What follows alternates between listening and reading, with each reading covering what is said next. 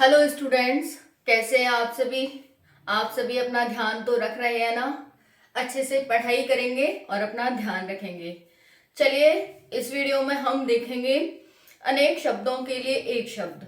Last class में हमने अनेक शब्दों के लिए एक शब्द का मतलब क्या होता है ये समझा था। इस क्लास में हम प्रीवियस ईयर के क्वेश्चंस करेंगे। प्रीवियस ईयर में आए हुए क्वेश्चंस, चाहे वो बीएड में हो, चाहे वो स्टेनो में हो, चाहे फिर वो रेलवे में हो, या यूपी पुलिस, यूपीएसआई, ठीक है, पीसीएस तक के में आए हुए क्वेश्चंस को हम इस क्लास में करेंगे। तो वीडियो काफी इंटरेस्टिंग और इम्पोर्टेंट होने वाली है। आप वीडियो को पूरा देखेंगे। अगर आप चैनल पर न्यू हैं तो चैनल को सब्सक्राइब कर लेंगे और वीडियो को ज्यादा से ज्यादा लाइक करेंगे और शेयर करेंगे, ठीक है, जिससे कि आपको ऐसे ही इम्पोर्टेंट टॉपिक्स और वीडियोस मिलती रहें और आप अपने एग्जाम को अच्छे से क्वालिफाई कर जाएं। चलिए, तो अनेक शब्दों के लिए एक शब्द का मतलब होता क्या है? अनेक यानी कि बहुत सारे शब्दों के लिए एक शब्द। जैसे कभी कभी आप कहीं पर घूमने जाते हैं, कोई ऐसा इंसिडेंट हो जाता है जिसे आप घर आकर के बताते हैं, और घर एकदम स्टार्टिंग से स्टार्ट करते हैं कि मम्मी को, पापा को, किसी को भी बताते हैं, मम्मी हम जब घर से गए तो फिर हम ऑटो में बैठे, ऑटो में बैठने के बाद ये हुआ, फिर उसके बाद वहां पर कुछ ऐसा इंसिडेंट हुआ। मतलब आप उसमें आधा घंटा खींच ले जाते हो एक बात में, लेकिन वो सिर्फ मेन बात क्या थी आप वो नहीं बता पाते हो, है ना। तो फिर मम्मी कहती है कि जो मेन बात है वो बताओ आप। तो मेन बात की तरह ही ये अनेक शब्दों के लिए एक शब्द हैं, यानी कि बहुत सारे शब्द की जगह हम एक शब्द क्या उपयोग करते हैं, इन्हीं को हम अनेक शब्दों के लिए एक शब्द कहते हैं। ठीक है, तो चलिए स्टार्ट करते हैं। ध्यान से समझेंगे, सुनेंगे, और इसकी पीडीएफ आपको कम्युनिटी पर मिल जाएगी। ऑलरेडी वहां पर जो ओल्ड क्लासेस हैं, हमारी जो ओल्ड क्लासेस हुई हैं, जैसे वर्डमाला का टेस्ट हुआ है, सारी क्लासेस आपको कम्युनिटी पर मिल जाएंगी। चलिए स्टार्ट करते हैं। अनेक शब्दों के लिए एक शब्द, हिंदी टेस्ट, पिछले वर्षों में पूछे गए प्रश्न। पिछले वर्षों में पूछे गए प्रश्न का टेस्ट लगाने से, प्रश्न करने से आपको कई तरह के फायदे मिलते हैं। पहला तो आप एग्जामिनर के माइंड को समझ पाते हैं कि हमें पढ़ना क्या है। एग्जामिनर हमसे पूछेगा क्या और जो पूछेगा हमें वही पढ़ना है ना। तो पहला तो आप एग्जामिनर के माइंड का पता लगाते हैं, और तैयारी करने से पहले आप अगर प्रीवियस ईयर क्वेश्चंस देख लेते हैं तो आपकी तैयारी में चार चांद लग जाते हैं और आप अपनी सफलता के बहुत ही नजदीक पहुंच जाते हैं। क्योंकि एग्जामिनर के माइंड सेट को जिसने समझ लिया, इसका मतलब वो सफलता उसने प्राप्त कर ली। तो पहला तो हमारा टेस्ट लगता है कि भाई अगर हम तैयारी कर रहे हैं तो यहां से हम कितने क्वेश्चन सॉल्व कर पा रहे हैं। दूसरा है हम एग्जामिनर के माइंड सेट का पता लगाते हैं। ठीक है, तो इसके कई प्रॉफिट हैं। अब चलिए देखते हैं क्या कह रहे हैं हमारे क्वेश्चंस प्रीवियस ईयर में आए हुए। आज 7 मार्च 2023 है और आज पूजा वाली होली है, तो आप सभी को हैप्पी होली, हैप्पी होली एक बार फिर से। ठीक है, चलिए। जंगल में लगने वाली आग, क्वेश्चन फर्स्ट क्या कह रहा है कि जंगल में लगने वाली आग के लिए हम एक शब्द क्या यूज कर सकते हैं। फ्रेंड्स, मैंने शब्द, वर्ड, अक्षर, वाक्य, उपवाक्य, पदबंध, पद, ये सब करा दी है। ठीक है, तो आप प्रीवियस ईयर प्रीवियस क्लासेस है उनमें आप जाना, और वहां पर आपको जो हमारा थंबनेल होता है उस पर ही मिल जाएगा कि किसकी वीडियो है, और वहां पर आप जाकर के अपने सारे डाउट और वर्डमाला को अच्छे से कर सकते हैं। अभी हमारा वर्डमाला ही टॉपिक हुआ है क्योंकि हम 0 लेवल से इसे स्टार्ट कर रहे हैं। तो ये दूसरा टॉपिक है हमारा अनेक शब्दों के लिए एक शब्द। तो क्वेश्चन फर्स्ट है, जंगल में लगने वाली आग, इसके लिए क्या एक शब्द यूज कर सकते हैं। ये पुरानी प्रीवियस ईयर में आया हुआ है, बीएड में पूछा गया है, यूपीएसआई में, यूपी कांस्टेबल में और एसएससी जीडी में। कोई भी क्वेश्चन आपको ऐसा नहीं मिलेगा जो सिर्फ एक ही एग्जाम में पूछा गया है। हिंदी जिन जिन एग्जाम में आती है उसमें से कहीं से भी कोई भी क्वेश्चन आपसे पुट कर सकता है।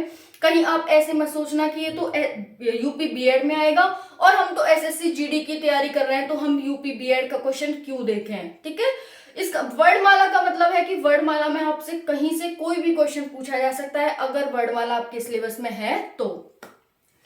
तो जंगल में लगने वाली आग को हम क्या कहते हैं? ऑप्शन ए है जठरानल, ऑप्शन बी है दावानल, ऑप्शन सी है कामानल और ऑप्शन डी है बड़वानल। ठीक है, तो इसके लिए क्या हम एक शब्द यूज करते हैं? आप कहेंगे क्या यूज करते हैं? अगर आपका आंसर है आपके पास तो आप देंगे। इसके लिए हम क्या यूज करते हैं? दावानल। ठीक है, जंगल में लगने वाली आग के लिए एक शब्द यूज कर सकते हैं, दावानल। क्या? दावानल। चलिए, तो जब भी जंगल में आग लग जाती है तो आप ये नहीं कहेंगे कि जंगल में आग लग गई, आप इसे एक शब्द में भी पूरा कर सकते हैं कि दावानल। ठीक है, दावानल का ही मतलब होता है जंगल में लगने वाली आग। नेक्स्ट है वह स्त्री जिसकी कोई संतान न हो। देखेंगे ये भी ग्राम पंचायत में, एसएससी में, जो एसएससी जीडी, पुलिस और पीसीएस में पूछा गया क्वेश्चन है। ठीक है, और भी बहुत सारे एग्जाम में आया हुआ है। इतना ही आपके लिए काफी होता है कि मैंने इतने ये 4 एग्जाम में आया हुआ यहाँ पर लिख दिया है। तो वह स्त्री जिसकी कोई संतान न हो उसे ऑप्शन ए कुल्टा कहते हैं, ऑप्शन बी बांझ कहते हैं, ऑप्शन सी विधवा कहते हैं, ऑप्शन डी अप्रसूता कहते हैं। तो आप यहाँ पर अपना आंसर देंगे कि वह स्त्री जिसकी कोई संतान न हो। पूछ क्या रहा है, इस पर आपको बहुत ही इंपॉर्टेंट फोकस करना है। इंपॉर्टेंट क्या है आपके लिए कि पूछ क्या रहा है, मेन पॉइंट क्या है इसमें। तो क्या उसे उल्टा कहते हैं, क्या बांझ या विधवा? विधवा किसे कहते हैं? जिसका पति ना हो उसे हम विधवा कहते हैं। ठीक है, उल्टा यहाँ पर क्या हो जाएगा? ऑप्शन बी बांझ।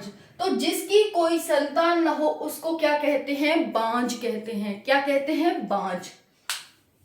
नेक्स्ट है जिसकी गर्दन सुंदर है, उसके लिए एक शब्द क्या यूज कर सकते हैं? जिसकी गर्दन सुंदर है, ये रेलवे, जीडी, पुलिस, बीएड और पीसीएस में पूछा गया क्वेश्चन है।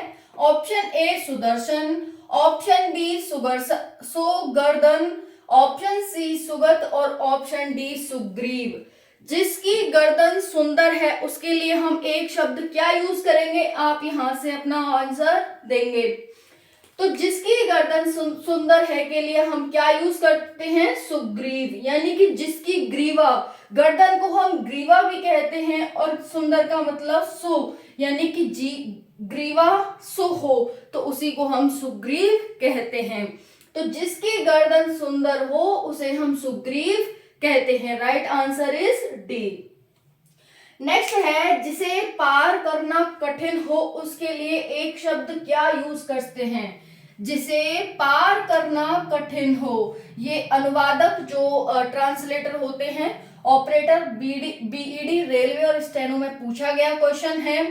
जिसे पार करना कठिन हो, ऑप्शन ए निगम, ऑप्शन बी दुर्गम, ऑप्शन सी आगम और ऑप्शन डी अगम्य। तो आप बताएंगे कि जिसे पार करना कठिन हो के लिए हम एक शब्द क्या यूज करते हैं? तो इसका आंसर हो जाएगा दुर्गम।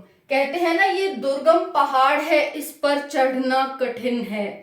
तो जो कठिन कार्य होता है उसी को हम दुर्गम कहते हैं। बट स्टूडेंट लाइफ में कोई भी दुर्गम कार्य, कोई भी कठिन कार्य नहीं होता है। ठीक है, स्टूडेंट लाइफ होती है, स्टूडेंट इतना पावरफुल होता है कि वो हर कार्य को सरल कर सकता है, इजी कर सकता है। उसके लिए कोई कठिन कार्य तो होता ही नहीं है। चलिए नेक्स्ट क्वेश्चन देखते हैं। हर काम को देर से करने वाला कोई व्यक्ति है जो हर काम को देर से करता है, आप उस व्यक्ति के लिए एक शब्द क्या यूज करेंगे, क्या उपयोग करेंगे? तो यहाँ पर देखेंगे हर काम को देर से करने वाला, ये अनुवादक में, यूपी पुलिस में एंड अदर एग्जाम में पूछा गया क्वेश्चन है। ऑप्शन ए है दीर्घदर्शी, ऑप्शन बी है अदूरदर्शी, ऑप्शन सी है दीर्घसूत्री और ऑप्शन डी है विलंबी। तो हर काम को देर से करने वाले व्यक्ति के लिए एक शब्द क्या यूज करते हैं? तो ये हो जाएगा दीर्घसूत्री। आप विलंबी पर मत कर देना। विलंबी का मतलब होता है कि कोई कार्य तो कर रहा है लेकिन वो विलंब से कर रहा है। यहाँ पर हर काम को देर से करने वाला, यहाँ पर देर से करने वाला पूछा है, इसीलिए यहाँ पर दीर्घसूत्री हो जाएगा हमारा आंसर। चलिए नेक्स्ट क्वेश्चन देखते हैं। अब मैं एक बार देख लेती हूँ, आपको नीचे दिखाई दे रहा है, थोड़ा सा नीचे कर लेते हैं। ठीक है, नेक्स्ट क्वेश्चन है हमारा लौकिक। ठीक है। लौकिक, इसके लिए हम क्या, लौकिक किस वाक्य के लिए उपयोग किया जाता है? यहां पर देखो, अभी तक हम यहाँ पर अनेक शब्द, एक शब्द, कभी कभी आपसे एक शब्द देकर उसके अनेक शब्द भी पूछ सकता है। यहां तक हम क्या कर रहे थे, हमें बहुत सारा शब्द दे रखे हैं, बहुत बड़े बड़े शब्द दे रखे, मतलब एक वाक्य टाइप का दे रखा है, उसके लिए एक शब्द हम क्या यूज करते हैं, ये पूछा था। अब यहाँ पर आपको एक शब्द दे दिया, इसका व्याख्या, इसके लिए एक वाक्य, इसके लिए अनेक शब्द क्या हो सकता है वो आपको बताना है। तो कैसे भी पूछ सकता है, एक शब्द के लिए अनेक शब्द पूछ सकता है और अनेक शब्दों के लिए एक शब्द आपसे पूछ सकता है। तो हर तरीके से आपको तैयार रहना है, अपनी कमर को कसकर रहना है। तो लौकिक ये LIC, UPSI, रेलवे, PCS और स्टेनो में पूछा गया क्वेश्चन है। यहाँ पर ऑप्शन ए कह रहा है कि पकड़ लिया गया, लौकिक का मतलब पकड़ लिया गया होता है। ऑप्शन बी कह रहा है जो इस लोक की बात हो, जो इस लोक की बात हो उसे हम लौकिक कहते हैं। ऑप्शन बी ये कह रहा है।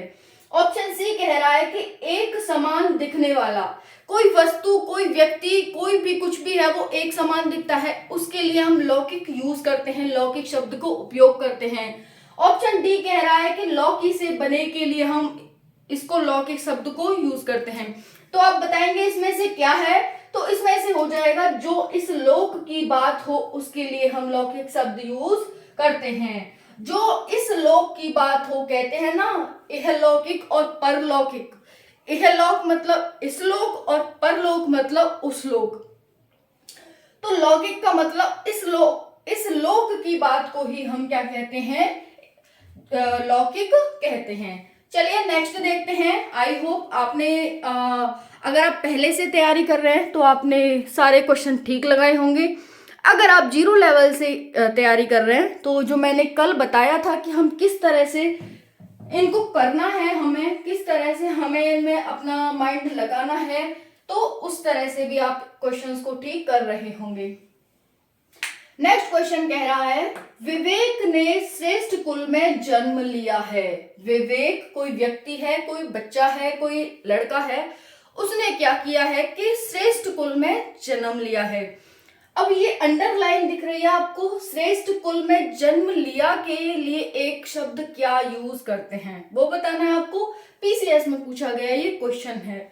ऑप्शन ए कह रहा है कुलीन यूज करते हैं, ऑप्शन बी समकालीन, ऑप्शन सी कुलश्रेष्ठ और ऑप्शन डी नोटा, यानी कि नॉन ऑफ द अबव, इनमें से कोई नहीं है। तो श्रेष्ठ कुल में जन्म लिया के लिए एक शब्द हम क्या उपयोग करते हैं, आंसर हो जाएगा कुलीन। क्या हो जाएगा? कुलीन। देखा होगा आपने महाभारत, रामायण में भी बहुत बार कुलीन शब्द को उपयोग किया गया है। तो जो श्रेष्ठ कुल में जन्म लेता है उसके लिए हम कुलीन शब्द यूज करते हैं। नेक्स्ट है दोपहर के समय सालू आराम कर रही थी। तो दोपहर के समय का मतलब क्या है, एक शब्द क्या उपयोग करते हैं। ऑप्शन ए अपराहन, ऑप्शन बी कालीग्रह, ऑप्शन सी मध्याह्न और ऑप्शन डी नोटा, यानी कि नॉन ऑफ द अबव, यानी इनमें से कोई नहीं। तो दोपहर के समय के लिए हम मध्याह्न यूज करते हैं, मध्याह्न। ठीक है। नेक्स्ट है अगोचर। ये स्टेनो में, रेलवे, पुलिस, बीएड और ये भी एसआई में पूछा गया है। ठीक है। तो अगोचर इसका मतलब क्या होता है, यहाँ पर आपको एक शब्द दे दिया, अब इसके अनेक शब्द पूछा है कि इन चारों में से कौन सा इसके लिए हम उपयोग करते हैं। जिसका अनुभव शरीर को न हो उसे हम अगोचर कहते हैं। ऑप्शन बी कह रहा है जिसका अनुभव इंद्रियों को न हो उसके लिए हम करते हैं। जिसका अनुभव हृदय को न हो उसके लिए हम अगोचर करते हैं, यूज करते हैं। जिसका अनुभव बुद्धि को न हो उसके लिए हम अगोचर शब्द यूज करते हैं। तो अगोचर का मतलब क्या होता है कि जिसका अनुभव इंद्रियों को न हो उसे हम अगोचर कहते हैं। मोस्ट इंपॉर्टेंट हो जाता है, पिछली सालों में पूछा गया है और ये हमारे नेक्स्ट आने वाले एग्जाम के लिए भी इंपॉर्टेंट हो जाता है। तो जिसका अनुभव इंद्रियों को न हो उसके लिए हम अगोचर यूज करते हैं। नेक्स्ट है जो सफलतापूर्वक प्राप्त किया जा सके, जैसे कि आपकी नौकरी, सरकारी नौकरी जिसे आप सफलतापूर्वक प्राप्त कर सकते हैं अगर आप सही डायरेक्शन पर चलते गए। तो आपने प्रीवियस ईयर क्वेश्चंस लगाए, आपने जीरो लेवल से हिंदी को या फिर और भी जो सब्जेक्ट होते हैं उनको पढ़ा है, अपने टेस्ट लगाए हैं, प्रीवियस ईयर क्वेश्चंस लगाए हैं और मन से तैयारी की है, तो आप अपनी नौकरी को सफलतापूर्वक प्राप्त कर सकते हैं। तो वही कह रहा है कि जो सफलतापूर्वक प्राप्त किया जा सके उसके लिए हम क्या यूज करते हैं। ऑप्शन ए सुलभ, ऑप्शन बी सरल, ऑप्शन सी सुंदर और ऑप्शन डी सुप्राप्य। तो यहाँ पर देखेंगे जो सफलतापूर्वक प्राप्त किया जा सके उसके लिए हम सुलभ यूज करते हैं। क्या? सुलभ। जो सफलतापूर्वक प्राप्त किया जा सके उसके लिए हम सुलभ शब्द का उपयोग करते हैं। चलिए नेक्स्ट देखते हैं। बिना घर का, कोई भी किसी के लिए हम बिना घर का उपयोग कर रहे हैं, इसके लिए हम एक शब्द भी तो यूज कर सकते हैं ना, है ना। तो क्या यूज कर सकते हैं बिना घर का? ये रेलवे और किसमें अन्य एग्जाम में पूछा गया है। ऑप्शन ए अनाहत, ऑप्शन बी अनाथ, ऑप्शन सी अनिकेत और ऑप्शन डी अनिग्रह। तो बिना घर का इसके लिए हम एक वाक्य एक शब्द क्या यूज करते हैं? अनिकेत। निकेत का मतलब घर होता है और अनिकेत का मतलब बिना घर का होता है। निकेत मतलब घर, जिसका घर हो, और अनिकेत का मतलब जिसका घर न हो। तो बिना घर का उसे हम अनिकेत कहते हैं। रेलवे और अन्य में पूछा गया है। नेक्स्ट है हमेशा रहने वाला। हमेशा रहने वाला कहते हैं ना, तुम तो अमर हो गए, तुमने अमृत पी लिया, तुम तो अमर हो। तो जो हमेशा रह सकता है, रहने वाले को हम क्या कहेंगे? ये रेलवे में पूछा गया है। शाश्वत, प्राणदा, पार्थिव और समसामयिक। तो जो हमेशा रहने वाला है उसे के लिए हम शाश्वत यूज करते हैं। क्या? शाश्वत। यानी कि तुम तो अमर हो गए, अब तुम कभी खत्म नहीं हो सकते, कभी मर नहीं सकते हो। ठीक है, तो ये वीडियो आपको कैसी लगी कमेंट सेक्शन में जरूर बताना। मोस्ट इंपॉर्टेंट क्वेश्चंस हैं। मैं ऑलरेडी आपको बता चुकी हूँ कि प्रीवियस ईयर का लाभ क्या होता है।